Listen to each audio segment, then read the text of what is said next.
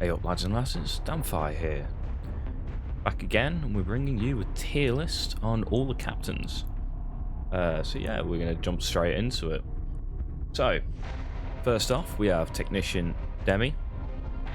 So she's got rapid maintenance, restores the durability of a random ally by 12% every 15 seconds. It's actually not a bad ability, it's just the fact that with the current meta being so damage orientated that the heal very rarely goes off, and when it does, it doesn't heal quite enough to sort of make up for the lack of damage that some of the other captains have. So I think I'm going to put her in B tier. I think that's a good place for her. She's pretty good at new players. As you're getting more different captains, she's going to dwindle a little bit there. So yeah, put her in B. Just so you know, these are all of my own opinions on these, and I've tested a lot of these guys out. There's a couple of the new ones that I haven't tested yet, but I can make a fairly educated guess on actually how strong they will be. Next up, we have Killer Helena. So when hit, it has a 10% chance to deal 20% real damage to the shield's durability, triggering up to 1 within 20 seconds. Trigger rate medium. Basically just means she does more shield damage every now and then. It's absolutely worthless, unfortunately. She's probably one of the worst captains in the game, in my opinion. A very, very niche situation, she might be quite good, but due to that, and I guess because she's niche, we're going to put her in C tier. Moving on, we have Diaz. So his talent's Mr. Destruction. Critical strike rate has 13% chance to directly damage the body. Not on the body, and can be triggered up to once in 10 seconds. So what this does is, when his critical strike triggers, so it's 13% chance of this happening, it will occasionally deal damage straight to the main body of the ship rather than to the sides, etc., which will cause issues with the guns, or it can hit engines and you damage engines, stuff like that. Because the rate's quite low, a 13% chance, and it's on a 10-second cooldown on top of that, I just don't think he's particularly good. So I think this guy's going to be the first one in D tier. Find him. There we go. Put him D tier. Next up, we have Adjutant Lalas. I have no idea how to say that name. Drop a comment below if you have a clue, because I've never even heard of that name at all. So I'm just guessing at the moment. So she has the best assist. A random buff may be provided to nearby friendly units every 9 seconds. Actually quite a good hero to start off with. You get quite a lot of or when I started playing, you could get quite a lot of invitations for her, making a quite solid choice because you can rank her up pretty quick. Later on, she falls off. The buffs are random. They can be everything from crit damage to crit rate to resistances and a few other things. Due to the random nature, I'm going to put her in. I'm going to put her in C tier, I believe. Right, moving on to, we've got the purple heroes now. So we have Lieutenant Colonel Ethan. When killed, all allies receive a 10% attack increase and damage reduction. Now, in theory, this is a really cool ability. When he dies, all his allies receive a buff when he's not there, and 10% each, quite a lot. Unfortunately, when I've been testing him out, I had him on my support tornado, so the one that I've had a video on previously. He never ever got killed at any given point, so it was completely worthless, unfortunately. So again, very niche. I'd probably put him in C tier as well, or maybe B. The buffs are nice, but the chances of them going off are relatively low. If they do go off, they're quite big. If they don't, it's not too good. So I think, well, yeah, I'll stick to C tier. With my guns here. We have Robert next. Vanguard, when hitting a warship, you have a 3.5% chance to increase your crit rate by 5 times. This captain's actually quite good, especially if you're a newer player and you don't have any other options and you're trying to get that maxed out crit rate. I can highly recommend him. He stacks that crit quite a lot and quite often, and he keeps up there. He keeps that 5 times at 3.5%. So you're talking what, like 15%, 16%, or pretty much constantly. So it's a 1600% crit rate. And if you don't have any other sources of crit rate, it could be quite good onto a monster or something like that, where you have Gorse, which have a high base crit rate, and then he's adding on top of that more crit rate, and you can get you to that 100%, which is quite nice. So I can actually put this. I'd put him in B. Yeah, then we'll go for B. Next up, we have Killer Robbie. Smile Killer. Damage increases by 50% with thrusters or transition device of 5 seconds. So when she thrusts or transition devices, she's got a 50% damage buff, which is obviously quite nice. I used her on my frigates, and that's about it. So they only really see anything during the wars. Otherwise, they just sat there mining. So the idea is quite nice. The idea is quite cool. But I think the duration of it only being 5 seconds is it's too low for her to make use of the ability too often. So I'll put her in C tier. Next up, we have General Dudden. Power and numbers. Increase critical strike rate by 36% at the start, and reduce critical strike rate by 9% for every ally loss. So at the very start, this guy's horrendously powerful. That 36% critical strike rate might just get your Gorse or even your just deconstruction rays with enough crit on other sources up to that 100% mark, which is going to give you a massive damage increase. I actually use this guy personally. I think that burst damage that he can provide at the very start of the fight, getting you that maxed out crit rate, is incredibly valuable. So I'm going to put him A tier. First A tier, look at that. Next up, we have Jack the Smuggler. Yes, interference force field, jamming nearby enemy missiles to loss of guidance capability a maximum of 6 rounds. It's crap. He's F tier. That's all I've got to say about him. It's useless. Like, honestly, absolutely useless. I've not found even a niche situation where this guy's actually been useful in any situation, really. Next up, Agent Ashley. Disables the target from using tactical devices 4% of the time when it hits the armor of warships. It lasts 5 seconds and can be triggered up to once in 16 seconds. She's basically kind of like an EMP, which, if you don't have an EMP, she might be quite useful, but your captains are trying to provide you extra damage or durability or survivability, not necessarily an EMP, although you could argue that an EMP would be survivability. So I could see her use. I run an EMP on my monster. Maybe I could swap that out, put her on the monster, but then I'm losing the survivability that I've got from Blackbird, Layla. I think due to the fact she does potentially have a use, I'd maybe put her in B tier. She could get quite good later on. A little bit niche, but I think she'd be alright.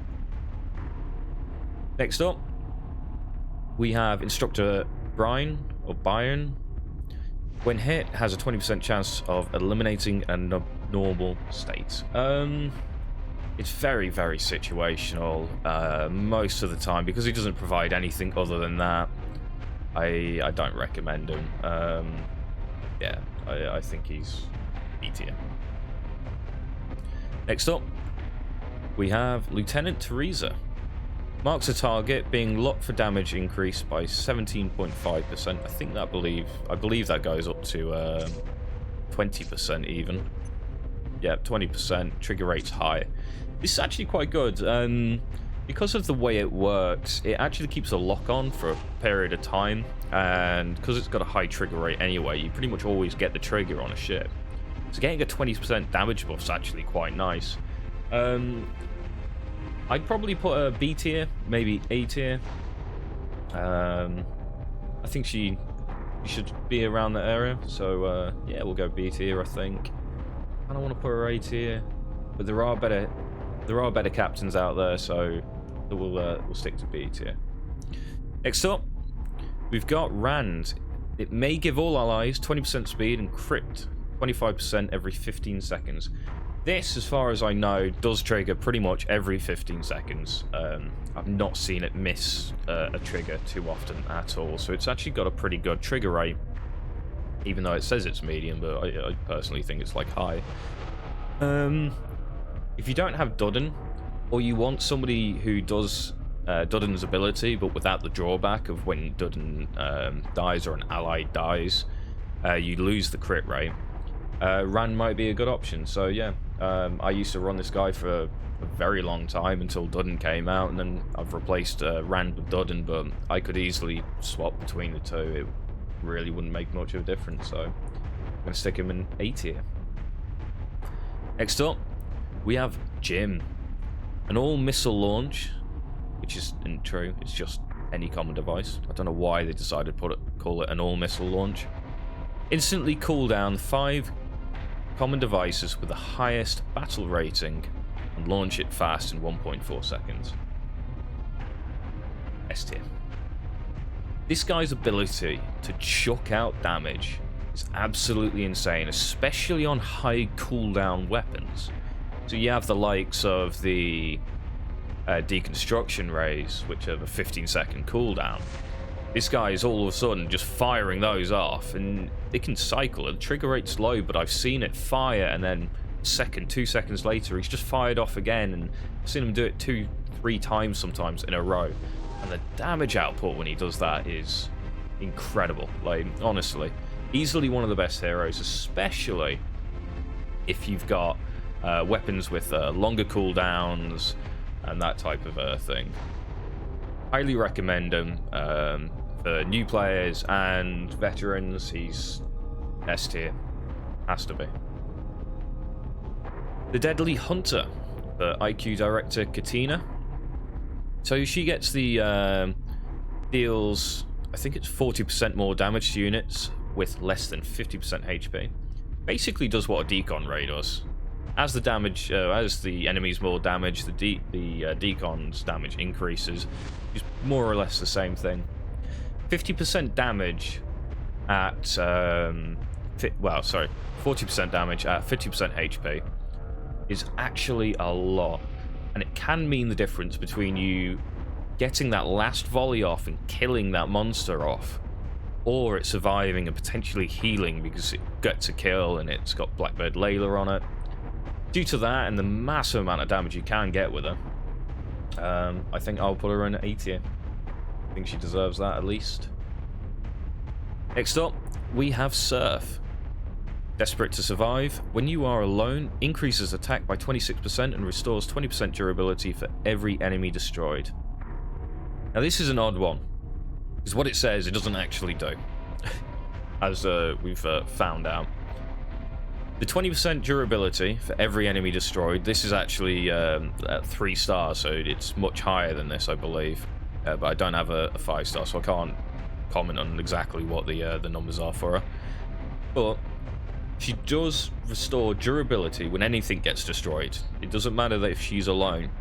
Only the increased attack damage happens when she's alone.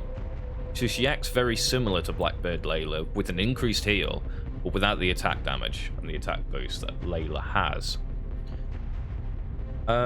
Because of the heals so very damn viable, and the fact you can put her on a carrier, so the chances are your carrier is going to be the last thing to survive, and then you're getting the damage buff on it.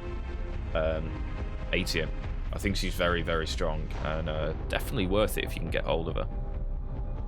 One of my favourites up next, we have Blackbird Layla. Lone Wolf. When there are no allies nearby, self-attack and damage reduction are increased by 25%. When destroying enemy units, 15% durability is restored. What this means is she The lone wolf and no allies nearby don't seem to have that much of a difference. I don't know what the distance is, but she's almost always got this buff going for her, as far as I've seen anyway. So she's getting a massive attack and damage reduction buff, making it difficult to kill, dealing a lot of damage, and then whenever she's getting a kill, she's recovering some of the durability lost when she's been fighting. Easily S tier. Absolutely great hero. I recommend using her. Dr. Salu. Super transformation. Increases the number of times a tactical device randomly and immediately reduces its cooldown by 55%. Which a great lie. I've not had much use out of this guy yet. I think it's very situational. He needs the correct type of tactical devices, and well, it could be very good. If you get a laser shot off and then all of a sudden you got a 55% cooldown onto it and then it's shooting off again. But as soon as you're out of shots, I don't believe he can fire the tacticals anymore. So maybe on some of the higher tacticals, he's not too bad. Again, situational. He has the ability to increase your burst damage, which is very important for PvP, not so much in PvE. Due to that, I think I'll put him in E tier. Next up, we have Colonel Hatton. Defense command. After 35 seconds of battle, all our allies take 12% less damage, 16% less critical strike damage for 12 seconds. He's E tier. The buffs just aren't big enough. I know this guy's only 3 stars for me, so I know it has got higher ability, but less damage for 12 seconds versus someone who can heal the damage, someone who can heal the damage, massive amounts of burst damage. The chances of him getting much value out of his talent, it's just too minimal. I don't recommend him at all. Right, next up we have Vincent. So dodge rate increased by 40% when hit. Movement speed is increased and maximum crit is increased by 3% up to... I don't actually have this guy maxed out, but I have seen, I think it's 20% and 30%.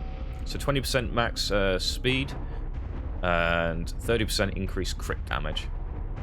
Now if you've got a build where you can have 100% crit rate, which is fairly reasonable to do, this guy is godly.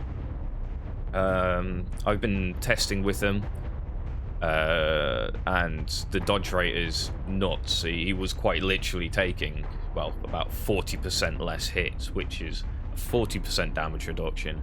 It's crazy the amount of damage reduction that is in comparison to everybody else. He doesn't have the heal like Blackbird or Surf, but if you're dodging all the shots anyway, you won't need to heal. That, with a critical damage increase, is incredibly powerful. This guy's S tier. Next up, we have Knight Mirai. So he has Cold Blooded, increases damage by 9% per enemy destroyed up to 4 times.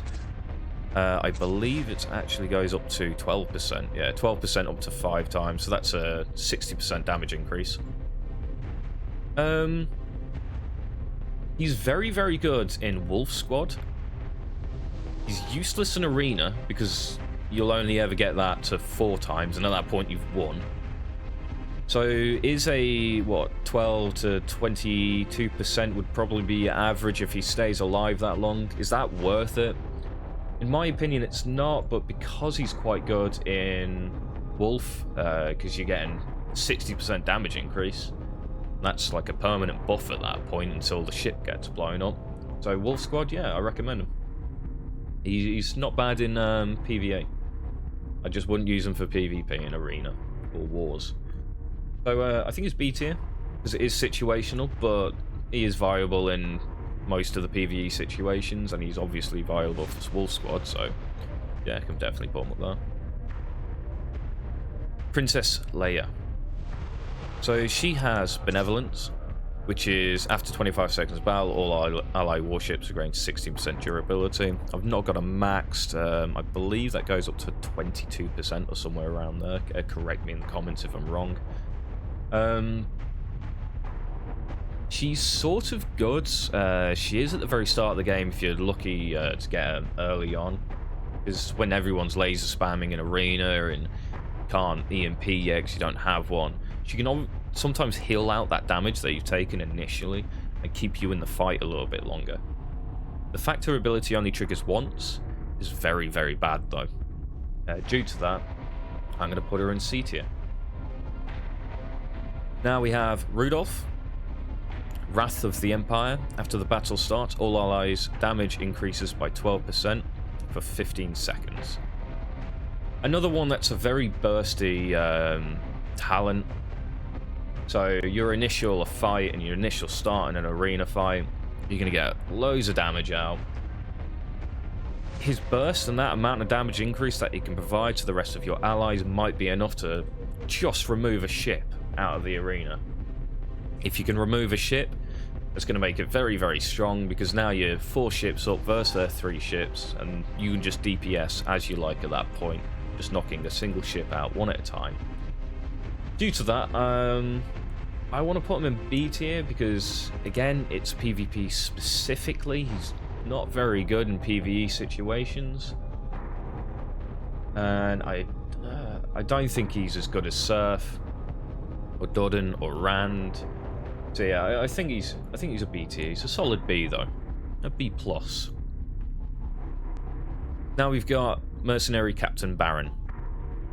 So he has Intrepid Pioneers, which, when hit, there is a chance to gain 6% attack bonus and damage reduction. I believe this stacks to 5 times. I'm pretty sure I've seen 5 times when I've personally been using him. Which means that's a, 30% attack bonus and damage reduction? That's actually pretty damn good. Less damage, increasing your damage as well at the same time. Strong way to go. Yeah, he's a solid A. I personally actually use him at the moment, and yeah, he's doing pretty well for me. He's on my carrier. I dropped Surf because he's just too low for me at the moment. Right. Now we got the last 2. I just need to change screen here because they're on a different page, unfortunately. I couldn't fit it all on one. And all the talents anyway. But just bear with me 2 seconds.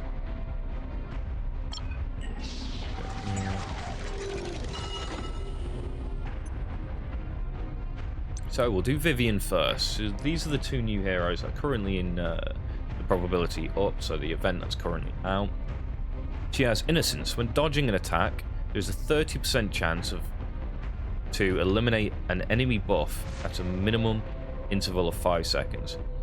That means every 5 seconds you can potentially remove the crit buff off a Legion. Obviously that's quite big for a Legion. It relies a lot on that crit, so you can get that deconstruction raise hitting 100% and doing absolutely ridiculous amounts of damage. But it's on a dodge, and she has nothing increasing a dodge like, say, Vincent, which means she's relying solely on your ship dodge rate. Depending on the ship, it could be good, it could be bad.